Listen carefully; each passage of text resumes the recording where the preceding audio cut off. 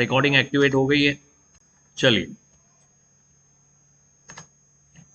आज का जो हमारा टॉपिक है वो है हमारा इंश्योरेंस सेक्टर। उसके ऊपर हम एक थोड़ा ब्रीफ आइडिया लेंगे कि मार्केट में स्टेटस क्या है, किस तरीके से मतलब हमारी market insurance, specially insurance sector के ऊपर हम थोड़ा सा बात कर रहे हैं। ठीक है, इसके लिए जो हमने रिसोर्स यूज़ किया है, ये आपकी टेक्स्ट बुक नहीं यूज़ की है। इसमें एक हमारी एजेंसी है, Indian India brand equity foundation, IBEF। इसकी वेबसाइट पे आपको लॉगिन चाहिए, तो एक बार लॉगिन कर लें तो आपको सारे सेक्टर्स की रिपोर्ट बनी बनाई बढ़िया से मिल जाती है, लेटेस्ट। ये जो अपनी रिपोर्ट है ये 2022 की रिपोर्ट है, तो इतनी लेटेस्ट रिपोर्ट मतलब सारे फैक्ट्स एंड फिगर्स को डाल के बनती है, बहुत मेहनत लगती है, वो लोग कर रहे हैं।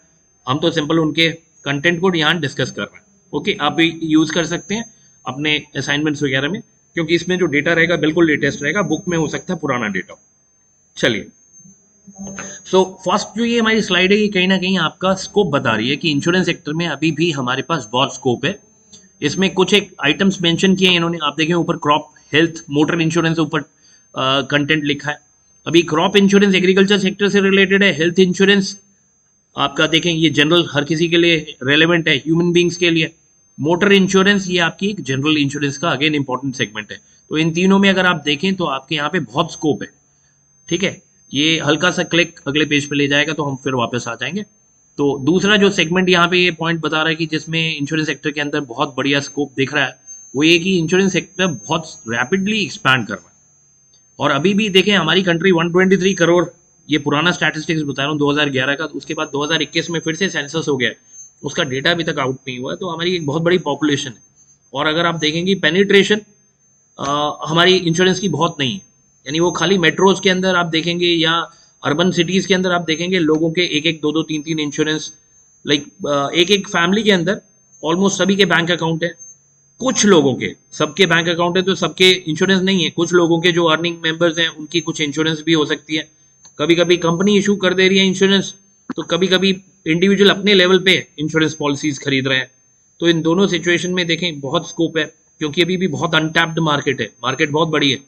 और इसके बाद जो हमारा तीसरा सेगमेंट है वो बता रहा है कि जो हमारा प्राइवेट सेक्टर है बहुत एग्रेसिवली इसमें एंट्री ले रहा है। पहले तो life insurance corporation of India, LIC, आप देखें कहीं पे भी LIC ने लाइफ इंश्योरेंस की मार्केट कैप्चर कर रखी थी। इस स्लाइड के कंप्लीट होने से पहले आपको दिखेगा कि कैसे प्राइवेट सेक्टर भी अभी बहुत फास्टली मार्केट के अंदर अपना प्रेजेंस फेल्ट करवा रहा है। इन्वेस्टमेंट बहुत तगड़ी आ रही है, बाहर से कंपनीज आ रही हैं, कोलैबोरेशन में इंडिया में इंश्योरेंस के बिजनेस को कर रहे हैं।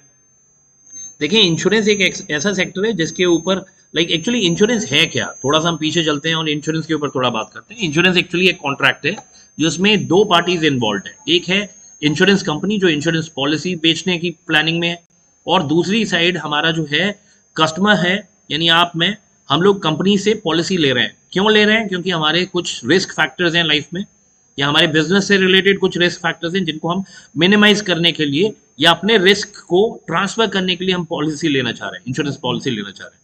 तो इंश्योरेंस जो है बेसिकली एक कॉन्ट्रैक्ट है दो लोगों के बीच। एक कंपनी है जो ये पॉलिसी दे रही है और रिस्क ले रही है, और एक कस्टमर है जो प्रीमियम पे करने के लिए रेडी है और अपना रिस्क ट्रांसफर करने के लिए रेडी है।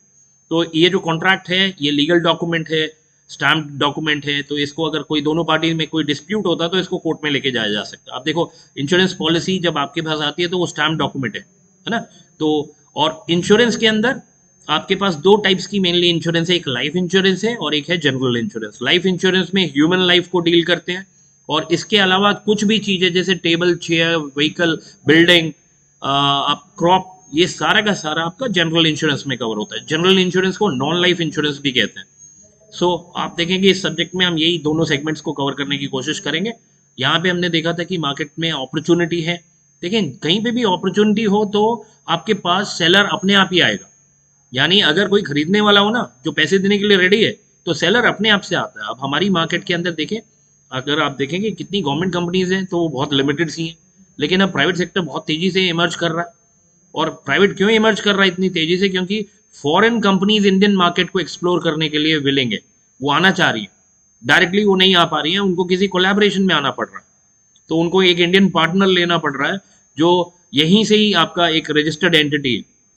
तो इससे क्या हो रहा है, फॉरेन कैपिटल इनफ्लो इंडिया की तरफ आ रहा है, यानी जो बाहर से कैपिटल आएगा वो हमारी कंपनीज को अपॉर्चुनिटी देगा कि वो गांव के अंदर जहां गांव कहें या सेमी अर्बन कहें, जहाँ पे अभी भी हमारी कंपनीज पेनिट्रेट नहीं कर पाई हैं या लोगों से बात नहीं कर पाई है, अवेयरनेस नहीं क्रिएट कर पाई है, तो वो सारे इनिशिएटिव्स शायद अब पैसा आने के बाद और अच्छे से किए जा सके, है ना।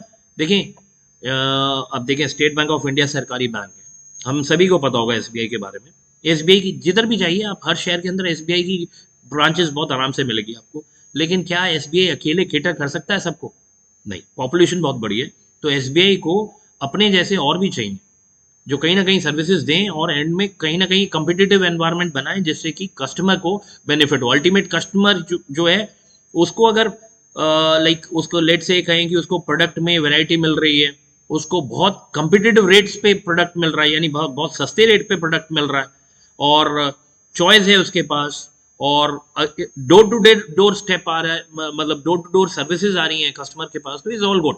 उसके लिए मतलब आई फील लाइक रेगुलेटर भी यही इंश्योर कर रहा है। रेगुलेटर मींस आपके इंश्योरेंस सेक्टर के रेगुलेटरी अथॉरिटी है IRDA, okay, and banking sector के रेगुलेटरी अथॉरिटी है रिजर्व बैंक ऑफ इंडिया। तो ये सब लोग यही इंश्योर कर रहे हैं कि जो कस्टमर है ना, जो अल्टीमेट बेनिफिशियरी है, उसको बेनिफिट होना चाहिए, सर्विस प्रोवाइडर को सर्विस देनी है। देखिए, आप होटल में जाएं, खाना खाने के लिए ऑर्डर कर रहे हैं, तो उस ऑर्डर के लिए जो वो खाना लेके आ रहे हैं, मतलब इसी, क्योंकि आप पैसे देने वाले हैं, तो जो आप ऑर्डर करोगे वही डिलीवर हो जाएगा, वही बना दिया जाएगा आपके डिमांड पे।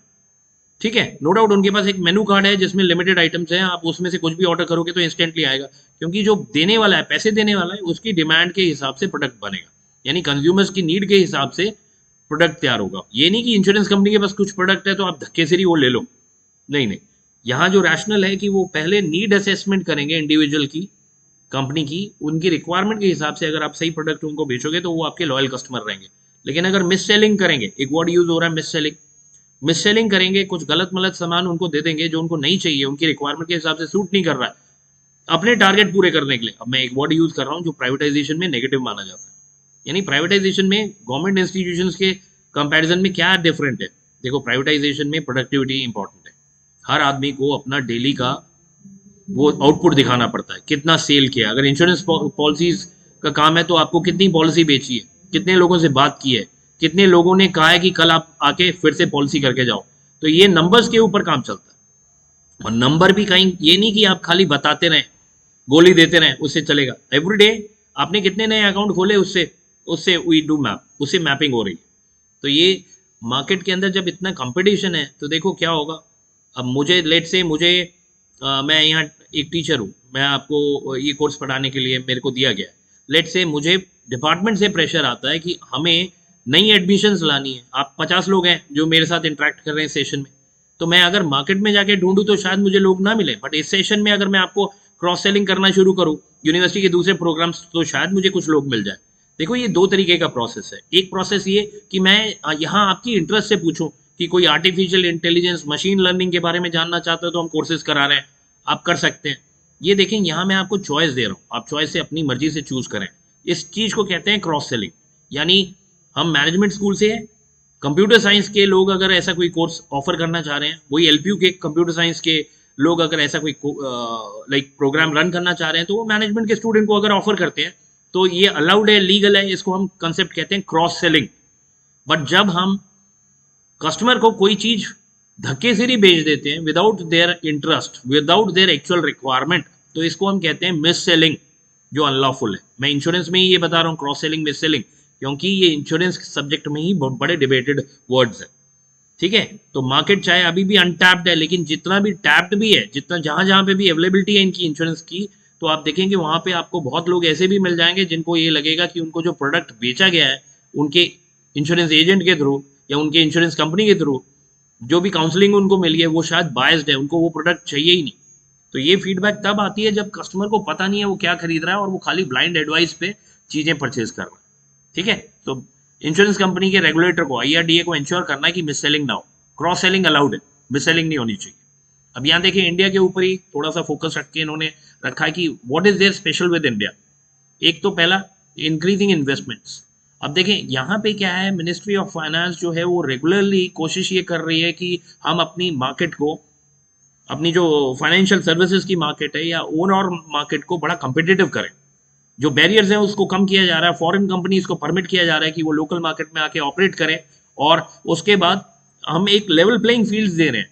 यानी देखें, आपने महाभारत के अंदर ये जरूर सुना होगा कि जो कृष्ण भगवान थे, कृष्ण जी थे, उन्होंने कौरवों और पांडवों को दोनों को ही, एक्चुअली वो दोनों के ही रिलेटिव थे, दोनों को ही चॉइस दी थी। उन्होंने चॉइस में क्या दिया था, या तो आप मेरी पूरी फोर्स ले लीजिए, उनकी जो आर्मी थी, इन्फेंट्री थी, उसमें कितने सारे हाथी थे, कितने सारे सैनिक थे, वो ले लीजिए, या कृष्ण को ले लीजिए। कृष्ण ने एक कंडीशन रख दी कि अगर आप मुझे लेंगे तो मैं फाइट तो नहीं करूंगा, मैं फाइट नहीं करूंगा, मेरी लड़ाई में कोई और ऐसी बहुत फिजिकल इन्वॉल्वमेंट नहीं रहेगी, और एक चॉइस देके उन्होंने सामने छोड़ा था, है ना। तो वहां चॉइस में पांडवों ने कृष्ण जी को ले लिया और कौरवों ने उनके सैनिकों को ले लिया। और आप देखेंगे तो ये कंक्लूड कर पाएंगे कि एंड में ये कृष्ण जिस साइड गए, वो उन्होंने एडवाइजरी का काम किया, उन्होंने ऐसी ऐसी स्ट्रैटेजीज बताई जिससे कि पांडवों को ये वॉर को जीतने में बहुत आसानी रही, है ना। तो हम यहाँ पे क्या कर रहे हैं, अभी हम फॉरेन कंपनीज को जब इंडिया में बुला रहे हैं तो हमें उनको लेवल प्लेइंग फील्ड देना पड़ेगा, उन्हें फ्रीडम देनी पड़ेगी, उन्हें ऑटोनॉमी देनी पड़ेगी, उन्हें कैपिटल लाने के लिए कोई रीजन चाहिए। देखो, कोई भी बिजनेसमैन है, अगर आप में से कोई बिजनेस करता है तो आपको बड़ा क्लियरली पता है कि मैं पैसा वहीं लगाऊंगा जहां पे मुझे फ्रीडम है, मुझे चॉइस है, मैंने क्या करना है क्या नहीं करना, कोई इंटरफेरेंस नहीं है, कोई रेगुलेटर नहीं बैठा है जो मुझे परेशान करे ऊपर से कि ऐसे कर सकते हो वैसे नहीं कर सकते हो। अगर रेगुलेशन ज्यादा रहेगी तो इन्वेस्टमेंट नहीं आएगी, रेगुलेशन कम किए जाएंगे तो इन्वेस्टमेंट दबा के आएगी। तो यही इंडिया में भी हो रहा है कि यहाँ पे डी रेगुलेशन हो रहा है, यानी जो रूल्स रेगुलेशंस और ब्यूरोक्रेसी ने पहले सिस्टम सारा खराब करके रखा हुआ था उसको हम चेंज कर रहे हैं, और अभी बहुत फास्ट ट्रैक अप्रूवल्स कर रहे हैं कि बाहर से अगर कहीं से कोई इन्वेस्टमेंट के लिए ऑप्शन मिल रही है तो हम उसको खुद जाके लेके आ रहे हैं, ठीक है, रेड कारपेट बिछा के उनको इनवाइट कर रहा है। तो दैट इज वेरी इंपॉर्टेंट। तो यहाँ पे आप देखें, जब भी पैसा आएगा तो is going to bring in like big change in the type of products जो आप ऑफर कर रहे हैं अपने क्लाइंट्स को। Second is like you see market में demand is going to be huge. देखिए, मैं आपको लास्ट लेक्चर में भी शायद हम बात कर रहे थे कि हमने अपनी लाइफ की वैल्यू कैलकुलेशन करने के लिए इनकम की बात की, और मैंने बताया कि मेरी सैलरी उतनी नहीं है, लेकिन जो हमारी नई जनरेशन के बच्चे हैं अभी एट 42 मैं जो अर्न कर रहा हूँ वो शायद 23-24 का एक एमबीए का स्टूडेंट भी उतना अर्न कर रहा है, उससे ज़्यादा ही अर्न कर रहा है। तो इससे मैं क्या रिफ्लेक्ट करने की कोशिश कर रहा हूँ कि जो हमारी नई जनरेशन आ रही है, जो यंग है एकदम, और मार्केट में लॉन्च हो रहे हैं recently, they are going into market, तो उनकी सैलरीज जो है वो बहुत हाई है। व्हाट इट इंडिकेट्स की जो पर कैपिटा इनकम है इंडिया का वो भी बहुत बढ़ रहा है। पर कैपिटा इनकम क्या होता है कि एक total GDP divided by total population, यानी एक आदमी पे कितने रुपए अवेलेबल है। जो पर कैपिटा इनकम है उसका भी डेटा आपको दिखेगा इस स्लाइड के अंदर, तो वो बढ़ रहा है। उसका मतलब ये कि लोगों के पास डिस्पोजेबल इनकम बढ़ रही है, वो उसको खर्च करते हैं। अब वो कहाँ खर्च कर रहे हैं, वो कहीं पे भी खर्च कर सकते हैं। आप बोले मूवीज पे जाना है वो खर्चा करें, घूमने जाना है वो करें, कोविड ने सब बंद कर दिया। अब उसके साथ में ये ऑप्शंस भी आ रहे हैं कि इन्वेस्टमेंट के लिए अगर कहीं लगाना है तो वो इंश्योरेंस प्लान्स खरीद सकते हैं, टर्म इंश्योरेंस और हेल्थ इंश्योरेंस मैंने आप सभी को लास्ट लेक्चर में रेकमेंड किया था। तो वैसे अगर लोगों के पास पैसा रहेगा, डिस्पोजेबल इनकम रहेगी, सरप्लस रहेगा, तो वो पॉलिसीज भी लेंगे। उसके बाद आप देखें यहाँ पे बहुत सारी अट्रैक्टिव अपॉर्चुनिटीज आ रही हैं। क्यों? क्योंकि देखें, इंडिया एक इमर्जिंग मार्केट है। आप देखिए, वर्ल्ड में अभी कहीं पे भी इतनी फास्ट ग्रोथ रेट नहीं है जितना फास्ट इंडिया में चल रहा है। तो अगर इंडिया में ग्रोथ रेट इतनी फास्ट चल रही है तो वर्ल्ड से हर जगह से इन्वेस्टर्स अपने आप ही खींचे चले आएंगे, और जब पैसा आएगा तो देखो हम टेक्नोलॉजी लेंगे। अभी मैं आपको एक दो चीजें बताता हूँ। जो कन्वेंशनल तरीका है ना, जो पुराना तरीका है हमारा काम करने का, उसमें कंपनीज अपना डेटाबेस मैनुअली मैनेज करते थे। धीरे धीरे कंप्यूटराइजेशन हुआ, कंप्यूटर्स पे डेटा रखना शुरू किया। अब हम जिस दुनिया में एग्जिस्ट कर रहे हैं उसमें कुछ नए वर्ड्स आ गए हैं, machine learning, big data, artificial intelligence. अब हमें कुछ करने की जरूरत नहीं है। आपने जरूर सुना होगा, जब कोविड-19 स्प्रेड हुआ तो चाइना ने टेक्नोलॉजी यूज करके लोगों को आइडेंटिफाई करना शुरू किया कि कौन इन्फेक्टेड हो सकते हैं। अब मैं इस पे किसी से बात नहीं कर रहा क्योंकि ये रिकॉर्ड हो रहा है। एक बार ये रिकॉर्ड हो जाए तो उसके बाद will have a discussion on it. तो वो टेक्नोलॉजी है, उसको हम आर्टिफिशियल इंटेलिजेंस कह रहे हैं। यानी इंटेलिजेंस है जो आर्टिफिशियली क्रिएट की गई है और उससे हम अपने सारे बिजनेस को सही से कर रहे हैं। देखिए, अगर हम पुराने तरीके से काम करें तो बहुत सारे ऐसे हो सकता है केसेस हों हमारे पास इंश्योरेंस कंपनी में जहां लोगों ने जो क्लेम किया है वो फ्रॉड क्लेम किया है। यानी कि वो एक से ज्यादा कंपनी से एक ही टाइप के नुकसान के पैसे वसूल रहे हैं, यानी वो प्रॉफिट मेकिंग में जा रहे हैं। तो लेकिन अब देखें, अब जैसे जैसे हम टेक्नोलॉजी यूज कर रहे हैं, मैं आपको एक एग्जांपल देता हूँ। जैसे मेरी 42 ईयर्स की एज है। अब जो प्रॉब्लम मुझे है, यार मेरे पेट में दर्द है, सर में दर्द है, हाथ में दर्द है, पैर में दर्द है, कुछ भी दर्द है, आपको लगता नहीं है कि मैं दवाई लूंगा उसके लिए, दवाई खरीदने जाऊंगा तो कहीं तो डेटा बन रहा है ना। और दवाई वाला आपको ऐसे नहीं दवाई देता, आपकी प्रिस्क्रिप्शन देख के दवाई देता है, रिकॉर्ड बन रहा है। और जब वो दवाई दे रहा है तो मैं बिल भी मांग रहा हूं, बिल पे भी मेरा नाम चढ़ रहा है ना। लेट से मैं यूरिक एसिड, एक छोटी सी बीमारी है उसके बारे में बता रहा हूँ। यूरिक एसिड मुझे ऑलमोस्ट हो गए 10 साल होने चाहिए, मुझे है हाइपर यूरिक, 8 9 10 रहता है मेरा हमेशा। उससे कुछ जगह पे इसको हिंदी में गठिया भी कहते हैं, है ना। तो मैं इसकी दवाई खा रहा हूँ, और दवाई खा रहा हूँ और मैं किसी को बता नहीं रहा हूँ, चुपचाप बैठा हूँ। तो जस्ट इमेजिन करें कि आज 10 साल हो गए इस चीज को, मेरी बॉडी में वो है, एग्जिस्ट कर रहा है। अब मैं आज की डेट में किसी इंश्योरेंस कंपनी से कोई पॉलिसी लेता हूँ, वो मुझे पूछते हैं डिक्लेरेशन में कि आपको कोई प्रॉब्लम है बताएं, मैं उसमें कुछ नहीं बता, जस्ट इमेजिन करें। और उसके बाद लेट से मैंने पॉलिसी ले ली, उन्होंने मुझे पॉलिसी मेरे गुड फेथ पे दे भी दी। अब पॉलिसी देने के बाद, अब कुछ साल के बाद उनको पता चला कि मेरे को प्रॉब्लम है, तो वो कहाँ से डायग्नोस करेंगे कि मैं पहले से अफेक्टेड हूँ या नहीं। तो देखें, उस सिचुएशन में मैं ये बताना चाहूंगा कि अभी की डेट में मेडिकल लाइन में सारे हॉस्पिटल्स, सारे मेडिकल शॉप्स, सारा डेटा इंटीग्रेट हो रहा है, आपस में एक दूसरे से कनेक्टेड है, क्लाउड पे काम करते हैं सब। जहां पे भी आप कोई क्लेम ले रहे हैं, आपका नाम, आपकी एग्जिस्टेंस आधार कार्ड पे है। आधार कार्ड इज मैंडेटरी एवरीवेयर, कहीं पे कोई कर रहे हैं ट्रांजेक्शन, आप अपना बैंक अकाउंट नंबर दे रहे हैं तो आधार कार्ड आ जा रहा है। आप कोई और काम कर रहे हैं तो आधार कार्ड आ जा रहा है। बिल आ रहे हैं तो उसमें आप कुछ इन्फॉर्म कर रहे हैं, फोन नंबर डाल रहे हैं तो आधार कार्ड जो फोन नंबर है उससे भी कनेक्ट कर रहा है। तो सारी चीजें इंटरकनेक्टेड है। आप बताएं नहीं बताएं अपनी डिक्लेरेशन में, लेकिन वो लोग ट्रैक कर सकते हैं। पहले ऐसा नहीं होता था। अब ये क्या चीज, this is what is artificial intelligence. हम टेक्नोलॉजी को यूज करके जो फ्रॉड पहले होता था, अब उसको कंट्रोल कर रहे हैं। तो इससे इंश्योरेंस का बिजनेस जो है वो और प्रॉफिट्स में जाएगा, अपॉर्चुनिटी बहुत बढ़िया है। इंडिया में देखो, मार्केट अनकैप्चर्ड है, टेक्नोलॉजी है नहीं है। फॉरेन प्लेयर्स, बड़ी बड़ी कंपनीज, आईटी कंपनीज इंडिया में आना चाहिए, और फिर वो अपनी टेक्नोलॉजी इंडिया में लेके आएंगे। तो देखो, जब भी कभी नई मार्केट में आप जाते हो तो आप मार्केट को बहुत अच्छे से एक्सप्लॉइट कर सकते हो। तो वो वाली सिचुएशन जो है वो यहाँ पे मुझे लगता है कि फॉरेन प्लेयर्स के लिए है। और उसमें आईआरडीए क्या इंश्योर कर रहा है कि जब भी बाहर से कोई आ रहा है उसको यहाँ पे अच्छे वर्किंग एनवायरनमेंट मिले। रिटर्न तो मिलेगा ही मिलेगा, इसके बिना तो वो आएंगे नहीं। दूसरा, इंश्योरेंस की पेनिट्रेशन बहुत कम है, उसको बढ़ाना है। प्रीमियम पेइंग कैपेसिटी है, वो है यहाँ पे, लोग दे सकते हैं। अगर उनको प्रोडक्ट मिले जो उनको चाहिए तो लोग पैसे देने के लिए भी रेडी हैं। तो ये सारी चीज़ें बहुत अट्रैक्टिव बना रही है इंडिया को। हाँ, कोविड ने 2 साल बीच में हिट किया, तो सबसे ज़्यादा मेरे को लगता है डेवलप नेशन के कंपेयर इंडिया में ज़्यादा हिट हुआ है।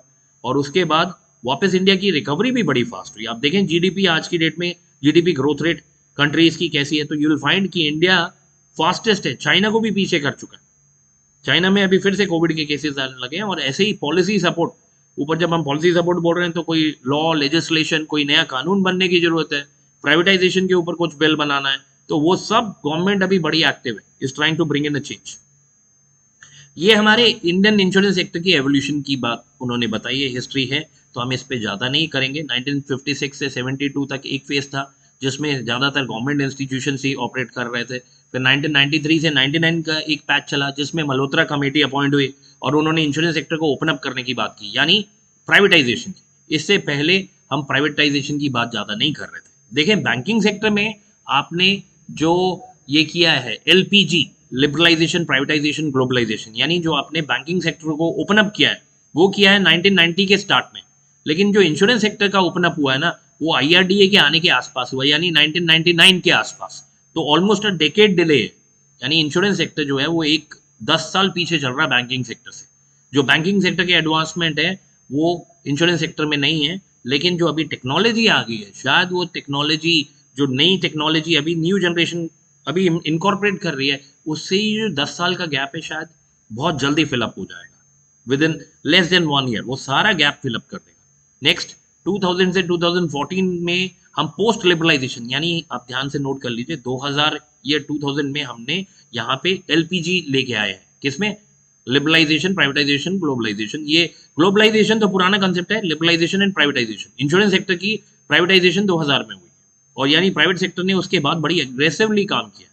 ओके, आप यहाँ देखें नीचे, आपको आई डोंट नो दिख रहा है कि नहीं दिख रहा है, मैं एक मिनट देता हूँ। हाँ, यहाँ देखें, यहाँ एफडीआई लिखा है। FDI stands for foreign direct investment, यानी बाहर से जो इन्वेस्टमेंट आ रही है इंडिया में, वो पहले 26% थी, उसको बढ़ा के 49% कर दिया।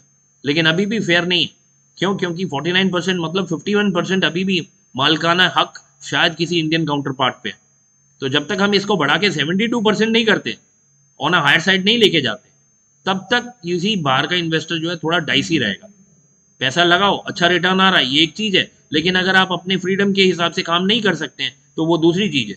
तो आप रिटर्न को ही नहीं देख रहे हैं, खाली ये भी देख रहे हैं कि एनवायरमेंट में ऑटोनॉमी है कि नहीं है। अगर नहीं है तो यूसी ये थोड़ा एनवायरमेंट डिफेंसिव हो जाएगा। उसके बाद 2015 में देखें, बीजेपी गवर्नमेंट ने फिर वापस ही एंटर कर चुके थे। उन्होंने ये प्रधानमंत्री सुरक्षा बीमा योजना और प्रधानमंत्री जीवन ज्योति बीमा योजना जो शुरू की, उसमें एक में आपके 300 कुछ रुपए लगते हैं और दूसरे में शायद 32 रुपए लगते हैं। तो ये दो इंश्योरेंस की जो स्कीम्स लॉन्च की है यूसी, जो जनधन स्कीम में खाते खुले हैं उसमें सभी को ये इन्होंने इंश्योरेंस बेचने की कोशिश की है। यानी ये देखें, एक तरीके से हम बेच नहीं रहे हैं, ये जरूरत है लोगों की कि जो 32 रुपए वाली एक्सीडेंटल इंश्योरेंस में अगर किसी की डेथ हो जाती है किसी एक्सीडेंट के ड्यूरेशन में, तो उसमें उसको 2 लाख रुपए का कवर है, और दूसरे में भी 300 रुपए के लिए आप प्रीमियम पे कर रहे हैं साल का, और वो रिन्यूअल अगर आप देते हैं तो वो पॉलिसी एक्सटेंड हो जाती है अगले साल, और 300 रुपए में आता कुछ नहीं है, वो भी 2 लाख रुपए का है। तो यानी इसमें हम क्या लेके चल रहे हैं कि गवर्नमेंट ने एक नया सिस्टम बनाने की कोशिश की है जिसमें वो ज्यादा से ज्यादा लोगों को इन इंश्योरेंस पॉलिसीज के साथ कनेक्ट कर रहा है। देखो, इंश्योरेंस का जो बिजनेस है ना, उसका सारा फंडामेंटल है कि हम जितने ज्यादा से ज्यादा लोगों को सब्सक्राइबर बना पाएंगे उतना बढ़िया, क्योंकि प्रीमियम कलेक्शन होता है। यानी जब भी कोई पॉलिसी लेगा तो प्रीमियम देगा, और प्रीमियम हम तभी कम कर सकते हैं किसी पॉलिसी का अगर हमारे पास सब्सक्राइबर बेस बहुत बड़ा हो। अब सब्सक्राइबर बेस अगर हमारा छोटा है तो हमें प्रीमियम ज्यादा चार्ज करना पड़ेगा। यानी हम एक क्रॉप इंश्योरेंस लेके आए फार्मर्स के लिए, लेकिन फार्मर्स इंटरेस्टेड नहीं है और वो लेना नहीं चाह रहे हैं, तो कुछ ही लोग आगे आ रहे हैं, तो उस सिचुएशन में इंश्योरेंस कंपनीज को बहुत घाटा हो जाएगा, क्योंकि उन्होंने जो रेट रखे हैं वो सबको मान के रखा है कि सब लोग आएंगे, बट अगर कुछ ही लोग आते हैं तो देखें प्रीमियम कलेक्शन ठीक से नहीं हो पा रहा है, और जब प्रीमियम कलेक्शन ठीक से नहीं होगा तो जब क्लेम सेटलमेंट की बात आएगी, पैसा वापस देने की बात आएगी, तब भी इंश्योरेंस कंपनी शायद स्ट्रगल कर सकती है। ठीक है, और इसके साथ साथ गवर्नमेंट ने अटल पेंशन योजना भी शुरू की। गवर्नमेंट जॉब्स में देखो पेंशन अभी कहाँ है, कहीं पे भी नहीं है। प्राइवेट जॉब्स में तो पहले से ही पेंशन नहीं थी। अब गवर्नमेंट ने देखो, अभी आप सब यंग हैं, मैं भी ऑलमोस्ट मिडल में हूँ, हम 60 तक सब काम कर सकते हैं, लेकिन 60 के बाद क्या? क्योंकि अभी लाइफ एक्सपेक्टेंसी बढ़ रही है, 75 80 तक जा रही है। जब 80 तक की आपकी लाइफ एक्सपेक्टेंसी है, जिसमें आपने 40 साल काम किया, और उसके बाद अगले 20 साल आप कैसे सरवाइव करेंगे, किसी को कोई आइडिया नहीं है। अभी इस पे सोच नहीं रहे, आपने तो अभी स्टार्ट ही नहीं किया कैरियर। आप सोचें, आपको टोटल 20 से लेके 60 तक 40 साल है काम करने के, बट 60 पे रिटायर हो जाएंगे, और रिटायरमेंट के बाद अगले 20 साल अगर लेट से आपकी उम्र 80 है, 80 से ज़्यादा होगी तो क्या करेंगे, बहुत मुश्किल हो जाएगी। तो उसके लिए कहीं ना कहीं कोई एक सिस्टम रहना चाहिए जहाँ पे कुछ अमाउंट तो आना चाहिए। तो वो कुछ एश्योरेंस कौन दे रहा है आपको? ये अटल पेंशन स्कीम के अंडर आपने अगर अकाउंट खोला है तो उसमें आपको वो रिटर्न्स, जो भी मार्केट रिटर्न्स रहेंगे उसके हिसाब से आपकी पेंशन लग जाएगी। और यहाँ पे देखें आप 2017 के ऑनवर्ड्स अब इंश्योरेंस कंपनीज जो हैं वो पब्लिक इश्यू के थ्रू 2017 ऑनवर्ड्स, मतलब इंश्योरेंस कंपनीज कैपिटल मार्केट में जाके अपने को लिस्ट करा के वहां से पैसा रेज कर सकते हैं। ठीक है, तो अब ये देखें, सब लेटेस्ट है, आपका मार्केट किस तरीके से मूव कर रही है, आपको वो चीज दिखती है इसके अंदर। ठीक है, हम अगली स्लाइड पे चलते हैं। अब यहाँ पे देखें, आपको जो दिया हुआ है यहाँ पे उन्होंने थोड़ा सा डिस्ट्रीब्यूशन दिखा दिया कि मार्केट में कैसे कैसे ऑपरेटर प्ले कर रहे हैं। सबसे ऊपर मिनिस्ट्री ऑफ फाइनेंस है, जो गवर्नमेंट ऑफ इंडिया का रिप्रेजेंटेटिव है। उसके नीचे उनका जो रिपोर्टिंग अथॉरिटी है वो IRDA है, ये insurance regulatory and development authority of India है, जो कि मिनिस्ट्री ऑफ फाइनेंस को रिपोर्ट करते हैं। जितनी इंश्योरेंस कंपनीज हैं, चाहे वो लाइफ इंश्योरेंस है या जनरल इंश्योरेंस है या स्पेशलाइज्ड है, उन लोगों को सभी को IRDA को रिपोर्ट करना पड़ता है। यहाँ पे उन्होंने प्राइवेट और पब्लिक करके नंबर दिए हुए हैं कि कितने पब्लिक हैं कितने प्राइवेट है। पब्लिक मीन्स जो गवर्नमेंट ओन्ड है कंपनीज, प्राइवेट मीन्स जो प्राइवेट प्लेयर्स के साथ चल रही है, तो उन्होंने वो मेंशन किया। यहाँ देखें, अब हम पेनिट्रेशन की बात करते हैं। पेनिट्रेशन मीन्स क्या, लेट से हमारे 100 लोग हैं गाँव के अंदर, तो उन गाँव के 100 लोगों में से कितने लोगों के पास वो पॉलिसी है, और हम ये अक्रॉस ईयर्स बात कर रहे हैं, 15 16 17। FY मीन्स फाइनेंशियल ईयर, 15 16 17 18 19 20 21, ये सिचुएशन है। ऑरेंज जो है वो आपकी लाइफ इंश्योरेंस है इन चार्ट्स में, ब्लू जो है वो आपकी जनरल इंश्योरेंस है। अब देखें, लाइफ इंश्योरेंस में 2.6 है, 7 7 8 7 8 3.2, सो 21 तक इसने ठीक ठाक इंप्रूव कर लिया अपने आप को, रीबाउंड किया है। 18 19 20 ये आपके कोविड वाला टेन्योर, 19 20 21 ये कोविड वाला टेन्योर है, उसमें भी इन्होंने अपना ग्रो करने की पूरा दिखाया इन्होंने।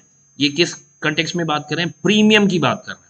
Premium as a percentage of total GDP, यानी टोटल जीडीपी का इतना पोर्शन 2.7% उन्होंने खाली प्रीमियम कलेक्शन किया। और ये इज अ गुड इंडिकेटर। अगर ये कर पा रहे हैं तो जब पूरा 100% मार्केट टैप हो जाएगा तो आप जस्ट इमेजिन करें कितना प्रीमियम जनरेट करेंगे। लाखों करोड़ रुपए में वो they are collecting premium. Insurance की डेंसिटी, यहाँ पे सेकंड चार्ट जो है वो आपको इंश्योरेंस की डेंसिटी बता रहा है। अब डेंसिटी मीन्स देखें, हर 100 लोगों में मतलब कहीं ना कहीं आपके डेंसिटी जो होता है वो 1000 पे चलता है। और यहाँ पे क्या बात कर रहा है, insurance density premium per capita, यानी हम पर पर्सन देख पा रहे हैं कि जो हमारी प्रीमियम पेमेंट है वो कैसे नीचे गई और फिर 46, 55, 55 से 59 बढ़ती जा रही है लाइफ इंश्योरेंस में। जनरल में 11, 11.5, 13.2, 18, 19, 19 ऊपर की तरफ जा रही है दोनों। यानी आपकी जो पेइंग कैपेसिटी है, चाहे वो लाइफ इंश्योरेंस है या जनरल इंश्योरेंस है, दोनों में ये इंप्रूव हुई है ओवर टाइम। तो आने वाले टाइम में भी आप एक्सपेक्ट करें और ऊपर जाएगी। अब इसके बाद हमारे पास है कि हमारी जो मार्केट है वो बड़ी वाइब्रेंट मार्केट है ना। तो यहाँ पे एक वर्ड लिखा हुआ under return, premium under return. ये अंडर रिटर्न का मतलब क्या होता है, ये अंडर राइटिंग से वर्ड है। अंडर राइटिंग का क्या मतलब होता है, जब हमारे पास ये इंश्योरेंस जो है ना वो बेसिकली एक रिस्क अंडर राइटिंग कॉन्ट्रैक्ट है। यानी जब आप हमारे पास इंश्योरेंस कंपनी में किसी पॉलिसी को लेने आते हैं, मैं लाइफ इंश्योरेंस कंपनी से डील कर रहा हूँ और आप एक क्लाइंट है, तो आप अपना रिस्क अंडरराइट करवाना चाह रहे हैं जो इंश्योरेंस कंपनी विलिंग है लेने के लिए। ठीक है, तो ये अंडरराइटिंग कॉन्ट्रैक्ट से आपको प्रीमियम जनरेट होता है। तो ये यूएस डॉलर्स में मेंशन किया उन्होंने कि 78.9 बिलियन, बिलियन बहुत बड़ा, बहुत बड़ी वैल्यू है, यूएस डॉलर्स में इसकी कलेक्शन है 20 में। और ये कलेक्शन बढ़ के 80.1 हो गई, यानी 2 से 3 बिलियन यूएस डॉलर वैल्यू बढ़ी है एक साल में। ओके, और यहाँ पे आपके पास जो पहला वाला चार्ट है उसमें orange means new business, blue means renewal. देखें 16 में आपका 35 है, 17 में आपका 37 है, ये धीरे धीरे वैल्यू बढ़ती जा रही है रिन्यूअल की, यानी। और नीचे देखें ऑरेंज वाला जो है न्यू बिजनेस, मतलब हर बार आपके पास ठीक ठाक बिजनेस नया आ रहा है। ओके, फाइनेंशियल ईयर 22 में आपका एग्जिस्टिंग जो बिजनेस है उसके ऊपर उनके पास कोई स्टैटिस्टिक्स नहीं है, ये तो खाली न्यू एडिशंस के ऊपर ही बात कर रहा है। तो लास्ट में अभी increasing share of private sector, इस पे हम बात कर रहे थे कि प्राइवेटाइजेशन बहुत एग्रेसिवली हो रहा है इंडिया में। एलआईसी का देखो, यहाँ पे आप शेयर देखेंगे तो अभी भी एलआईसी ने 64.96% होल्ड किया हुआ है, जबकि एक टाइम था जहां वो 100% पे था। और प्राइवेट सेक्टर ने देखें 2000 में अगर इसको ओपन अप किया है तो आज हो गए हमारे 2022, 22 सालों में आपकी मार्केट का 35% प्राइवेट सेक्टर ने टेक ओवर कर लिया। ये जर्नी बहुत लंबी थी, लेकिन अगले 10 सालों में शायद ये 70% टच कर जाएगा। रीजन बीइंग कि जो प्राइवेट कंपनीज है उनकी सर्विस क्वालिटी अच्छी है, लोगों का ट्रस्ट उन पे बढ़ रहा है, उनकी ट्रांसपेरेंसी बड़ी क्लियर है, उनके क्लेम रेट्स आप क्लियरली मैप कर सकते हैं, रिजेक्शन वगैरह जो भी है उनकी रेटिंग वगैरह रेगुलरली होती है। तो वो कहीं ना कहीं प्राइवेट सेक्टर देखें आगे लीड करेगा। और पब्लिक सेक्टर, ये पहला वाला जो चार्ट है वो आपका लाइफ इंश्योरेंस पे है। दूसरा चार्ट है राइट साइड में, वो आपको डिफाइन कर रहा है general and health insurance segment में। उसमें देखें पब्लिक सेक्टर फिर उधर 36%, बट हु इज डोमिनेटिंग, यानी जनरल और हेल्थ इंश्योरेंस के अंदर private sector already market leader है, यानी प्राइवेट कंपनीज वो लीड कर रही हैं, उसको follow up by public sector companies. And then you see कुछ stand alone health insurance companies हैं और स्पेशलाइज्ड इंश्योरेंस हैं, इंश्योरर्स हैं, अब उनका शेयर बहुत कम है। ठीक है, तो ये इंडिकेट कर रही है कि प्राइवेटाइजेशन बहुत एग्रेसिवली अलाउ किया जा रहा है। आप देखो ना, रेलवेज को प्राइवेटाइज करने की बात होती है, बैंक्स, पब्लिक सेक्टर बैंक्स को प्राइवेटाइज करने की बात होती है, जो गवर्नमेंट इंश्योरेंस कंपनीज हैं क्योंकि वो अच्छे से परफॉर्म नहीं कर पा रहे, प्रॉफिट नहीं निकाल पा रहे, तो उनको प्राइवेटाइजेशन करने की बात कर रहा है। अभी जनरल इंश्योरेंस में भी देखें आपके पास टोटल 4 गवर्नमेंट कंपनीज हैं, जिनमें से 3 की प्राइवेटाइजेशन, पहले तो मर्जर और फिर उसकी प्राइवेटाइजेशन के प्रपोजल पड़े हुए हैं। तो यानी कि ये कहीं ना कहीं मार्केट बड़ी कंपिटिटिव करनी है, जिसमें कि सब लोग मेरिट के बेसिस पे सर्वाइव करेंगे। अगर आप डिलीवरी दे सकते हैं कस्टमर के हिसाब से कॉस्ट इफेक्टिव रेट्स पे, तो आपको परमिटेड है मार्केट में काम करना। नहीं दे सकते हैं तो धीरे धीरे करके आप निकल जाएंगे। LIC still dominates in terms of life insurance segment, यानी अभी भी हमने पिछला जो चार्ट देखा था उसमें आप देखें लाइफ इंश्योरेंस में अभी भी गवर्नमेंट सेक्टर में LIC डोमिनेट कर रहा है ना। इंश्योरेंस में, हेल्थ इंश्योरेंस में यू सी लाइफ इंश्योरेंस में LIC stand alone government entity है। ओके, इसके अलावा गवर्नमेंट एंटिटी नहीं है कोई जो इंश्योरेंस के बिजनेस में कहीं कैटर कर रहा है। तो यहाँ उन्होंने सेगमेंट दिया कि लाइफ इंश्योरेंस में सबसे बड़ा शेयर LIC का है, उसके बाद HDFC स्टैंडर्ड लाइफ है, फिर SBI लाइफ है, ऐसे करके ना सॉरी LIC के बाद SBI लाइफ नहीं है, ये है मतलब अदर्स। ये अदर्स जो है ना, इसको नहीं आप काउंट करें क्योंकि इसमें बहुत सारी कंपनीज का सारा इकट्ठा मिलके शेयर आ रहा है। तो अगर हम खाली इंडिविजुअल देखें तो सबसे पहले LIC, फिर SBI, फिर HDFC स्टैंडर्ड, फिर उसके बाद ICICI प्रूडेंशियल। आप जरा नया नाम ध्यान से देखें, यहाँ HDFC स्टैंडर्ड लिखा है, SBI लाइफ इंश्योरेंस लिखा है, ICICI प्रूडेंशियल लिखा हुआ है। तो ये एक्चुअली दो दो कंपनीज का मर्जर है। HDFC एक इंस्टीट्यूशन है, स्टैंडर्ड लाइफ दूसरा है, SBI एक है लाइफ इंश्योरेंस, मतलब SBI लाइफ इंश्योरेंस जो है उसमें इसी इसमें नहीं है काउंटर पार्ट, नहीं तो ज्यादातर कंपनीज में बाहर से एक पार्टनर आ रहा है। ICICI प्रूडेंशियल में प्रूडेंशियल लाइफ जो है ये बाहर की पार्टनर है, ICICI आपका डोमेस्टिक पार्टनर है। तो ज्यादातर प्राइवेट सेक्टर में क्या हो रहा है, कोलैबोरेशन से आ रहे हैं, पैसा ज्यादा आ रहा है, उसके साथ वो compete कर पा रहे हैं, एडवर्टीजमेंट करवा पा रहे हैं, मार्केटिंग कर पा रहे हैं, रूरल एरियाज में न्यू ब्रांचेस खोल पा रहे हैं, अवेयरनेस कैंपेन्स कर पा रहे हैं। जब तक रिसोर्सेज नहीं होंगे तो ये सब नहीं हो सकते। और ये नॉन लाइफ इंश्योरेंस में थोड़ा ग्रोथ पोटेंशियल वो दिखा रहे हैं। इन्होंने फाइनेंशियल ईयर 2021 और 22 की वैल्यूज कोट की है। देखें इस side, gross premium return on non life insurance business, तो ये प्रीमियम की टोटल वैल्यू दिखा रहे हैं अप्रोक्स लास्ट 3 ईयर्स, और टोटल पॉलिसीज दिखाई है राइट साइड में। पॉलिसी कैसे बढ़ रही है, 116, 126, 126, 160, 182, 232, 236। इसी पीछे कभी नहीं गया, एक बार ऊपर चढ़ गया तो ऊपर ही ऊपर जा रहा है। क्योंकि देखो, एक बार कोई पॉलिसी करा ले तो वो रिन्यूअल कराता है उसको, वो तो कराएगा रिन्यूअल, कोई और आएगा वो नए एसेट की नई पॉलिसी करेगा। उसी तरह से आगे share in non life insurance market, इसमें देखें हेल्थ इंश्योरेंस के ऊपर बात की हुई है। हेल्थ इंश्योरेंस में आपका कहीं ना कहीं ये एक्चुअली जनरल इंश्योरेंस के जो अलग अलग पॉलिसीज हैं या अलग अलग प्लान्स हैं उनको कोट किया है इन्होंने। ऑरेंज हेल्थ इंश्योरेंस दिखा रहा है, यानी जनरल में हेल्थ सबसे बड़ा शेयर है। उसके बाद मोटर इंश्योरेंस है। क्यों मोटर इंश्योरेंस, क्योंकि हर व्हीकल को रोड पे चलने के लिए इंश्योरेंस चाहिए, कंपलसरी है, थर्ड पार्टी कंपलसरी है, बाकी ऑप्शनल है। सो कंपल्शन की वजह से ये भी बहुत बड़ा मार्केट शेयर एक्वायर कर रही है। ठीक है, उसके बाद आपके पास फायर इंश्योरेंस है, मैरीन इंश्योरेंस है, अदर्स है। तो ये सारे जो है वो कहीं ना कहीं आपके नॉन लाइफ इंश्योरेंस के सेगमेंट्स बताए गए। अब उन्होंने प्रीमियम कलेक्शन के बेसिस पे कोट किया, और ये जनरल इंश्योरेंस का बिजनेस है। Basically new India government company है, ICICI लॉम्बार्ड प्राइवेट है, यूनाइटेड इंडिया गवर्नमेंट है, agriculture insurance company of India limited ये गवर्नमेंट है, बजाज अलायंस प्राइवेट है, ओरिएंटल इंश्योरेंस प्राइवेट है। ओके, तो इससे आपको ये पता लग रहा है कि कैसे कैसे डिफरेंट कंपनीज लाइक मार्केट में कैसे शेयर होल्ड करके बैठे हुए हैं, प्रीमियम कर रहे हैं तो कितना कितना प्रीमियम कर रहे हैं। सो ये जो फैक्चुअल इन्फॉर्मेशन थी मैंने आपको जो अभी शेयर कर रहा हूँ, वो कहीं ना कहीं आपको एक बैकग्राउंड दे रहा है कि इंश्योरेंस सेक्टर आज की डेट में अगर आप देखेंगे तो कहाँ स्टैंड करता है। बाद में हम जाके इनकी पॉलिसीज के फीचर्स वगैरह स्टडी करेंगे। अब यहाँ इस वाली स्लाइड के अंदर आप जो देख रहे हैं, इसमें उन्होंने ये दिखाया है कि रिसेंट पास्ट में जो इंक्लिनेशन है लोगों का वो घटा है। यानी एक मिनट दीजिए, मुझे लगता है मुझे नहीं दिख रहा, आपको तो दिख रहा होगा। हाँ देखिए, ऑरेंज क्या दिखा रहा है, लिंक्ड प्रीमियम दिखा रहा है, और ब्लू क्या दिखा रहा है, नॉन लिंक्ड प्रीमियम दिखा रहा है। तो प्रीमियम लिंक्ड और नॉन लिंक्ड क्या है, देखिए अगर आपकी ये एक पॉलिसी के 2 डिफरेंट टाइप्स है। यानी अगर प्रॉफिट से आपने अपने आप को जोड़ रखा है, कंपनी जो आपको पॉलिसी दे रही है, आपने जो पैसा इंश्योरेंस कवरेज के लिए दिया है कंपनी को, तो कंपनी ने आपको ऑप्शन दी कि भाई पार्टिसिपेटिव पॉलिसी लेनी है या नॉन पार्टिसिपेटिव पॉलिसी लेनी है। अगर पार्टिसिपेटिव पॉलिसी लेंगे यानी प्रॉफिट्स कंपनी जो कमा रही है उसमें आप शेयर लेना चाह रहे हैं, तो उसका प्रीमियम थोड़ा ज़्यादा रहेगा।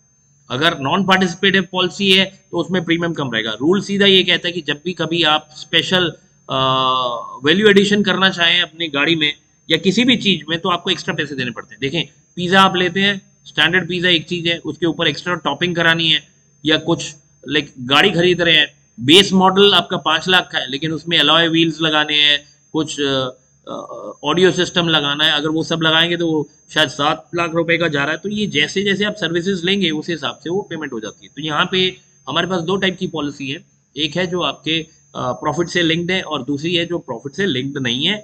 प्रॉफिट से लिंक्ड वाली पॉलिसीज में प्रीमियम थोड़ा कॉस्टली होता है और दूसरे में प्रीमियम थोड़ा कम होता है। इसमें उन्होंने यही शेयर दिखाया कि अभी जो है लोगों की इंक्लिनेशन बढ़ी है और नॉन लिंक्ड इंश्योरेंस पॉलिसीज पे ज़्यादा फोकस हो रहा है। पहले इसके ऊपर उल्टा ट्रेंड था।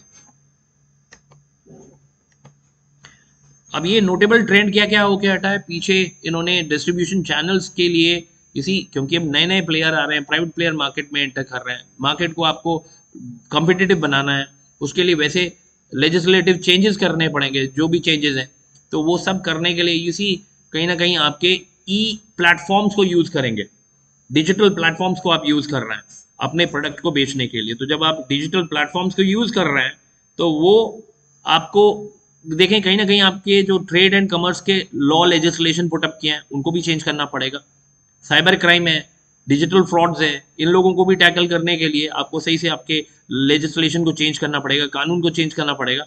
तो वो सारी चीज़ें इन्होंने इसमें इम्प्रोवाइज की है। Market is growing very fast specially for private players.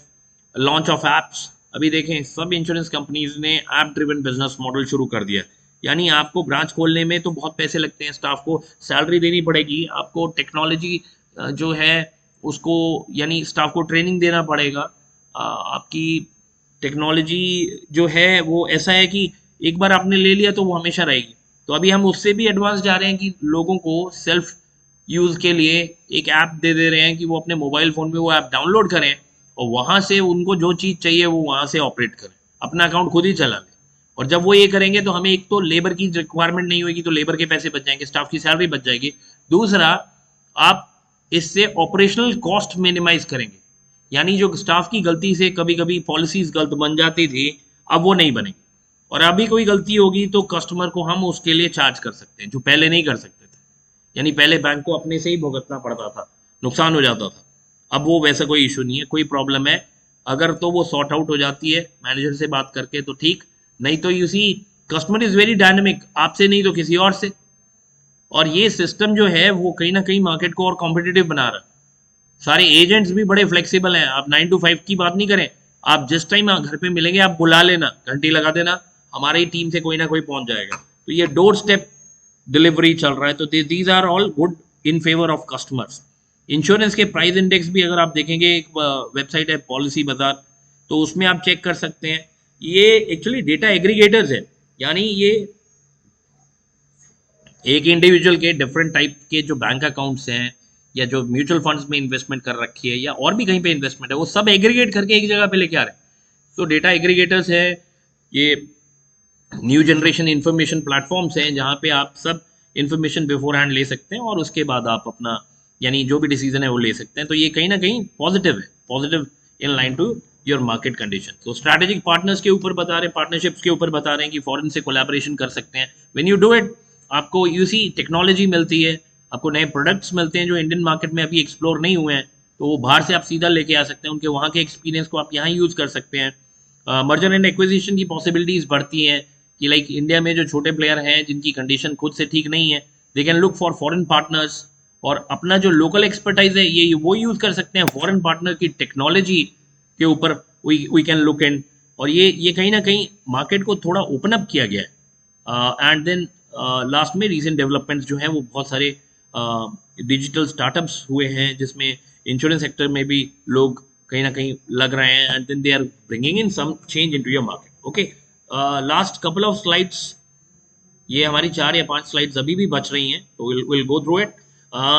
इसमें देखें आपको जीडीपी पर कैपिटा दिखाया हुआ है, कैसे हमारी पर कैपिटा इनकम बढ़ रही है $1749 से, यानी नहीं यूएस डॉलर से, ये पर एनम बताया हुआ है, अब कहीं ना कहीं 3200 पे चले जा रहे हैं, यानी 2016 से 23 ये 6-7 सालों के बीच में इनकम ऑलमोस्ट डबल हो रही है।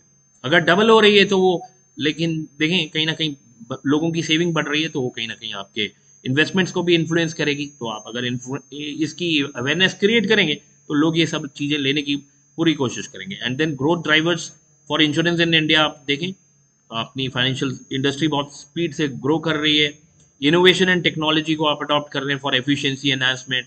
कंपटीशन इज वेरी हाई, यानी कट थ्रोट कंपटीशन है मार्केट में, एक दूसरे को मारने के लिए सब लोग फिर रहे हैं, इन द सेंस कि लाइक जिसका प्रोडक्ट अच्छा है वो बचेगा, बाकी सब साफ। तो वही वही उसी चीज को हम यहाँ कह रहे हैं, competition. And then growth in specific segments, कुछ एक सेगमेंट्स ने कोविड के ड्यूरेशन में बहुत अच्छे से परफॉर्म किया, जैसे आपके हेल्थ सेक्टर ने बहुत अच्छे से ग्रो किया है, आपके फार्मास्यूटिकल सेक्टर ने बहुत अच्छे से ग्रो किया है। मतलब ये मोटर इंश्योरेंस को जहां लगा झटका, क्योंकि गाड़ियां बंद हो गई 2-2 साल, यानी मैंने एक नई गाड़ी खरीदी थी 2019 नवंबर दिसंबर में, उसके बाद कोविड आया, तो ऑलमोस्ट 2 साल मेरी गाड़ी कहीं चली नहीं, एक जगह ही खड़ी रह गई। अब समझें इस सेक्टर में वो इंश्योरेंस का क्या हाल हुआ होगा। यानी जो इंश्योरेंस हम यूजुअली करते हैं, अब हमारी तो ये थी कि 3 साल का एक पैकेज इकट्ठा ले लिया था, तो हम फंस गए। लेकिन जो कस्टमर्स को ये ऑप्शन मिला हो तो वो बड़े रैशनली सोच के करें। अभी मैं आपको एक और चीज़ बताऊं, switch on switch off policies भी आ गई हैं। यानी अगर आप गाड़ी कहीं से ड्राइव कर रहे हैं किसी लोकेशन को, तो आप अपनी इंश्योरेंस को स्विच ऑन कीजिए, और अगर आप कहीं गाड़ी को नहीं चला रहे हैं और कुछ दिन आपने कहीं नहीं जाना है, तो उस टाइम पे आप अपनी पॉलिसी को स्विच ऑफ भी कर सकते हैं। यानी ये स्विच ऑन ऑफ फीचर पहले नहीं एग्जिस्ट करते थे। ये कस्टमर क्योंकि भी बड़ा डायनामिक हो गया, बड़ा रैशनल हो गया, बहुत ध्यान से सोचता है, तो इसलिए आपको कस्टमर के बारे में सोच के अच्छे से प्रोडक्ट फीचर्स लाने पड़ेंगे। अब ये कुछ पॉलिसी चेंजेस हुए हैं जो रिसेंट पास्ट में इंश्योरेंस सेक्टर को बूस्ट कर रहे हैं। जैसे फेमा एक्ट के अंदर फॉरेन एक्सचेंज से डील करते हैं आप, उसमें आपके पास इन्वेस्टमेंट लिमिट्स बढ़ी हैं, तो वो कहीं ना कहीं पॉजिटिव है, क्योंकि बाहर से जब पैसा आएगा फॉरेक्स आएगा सारा, और उसमें हम क्या ला सकते हैं ले जा सकते हैं उसी के ऊपर नॉर्म्स सेट किए हुए हैं। आयुष्मान भारत की जो स्कीम शुरू हुई है उसमें हेल्थ इंश्योरेंस को लेके बड़े लोगों में अवेयरनेस क्रिएट हुई है।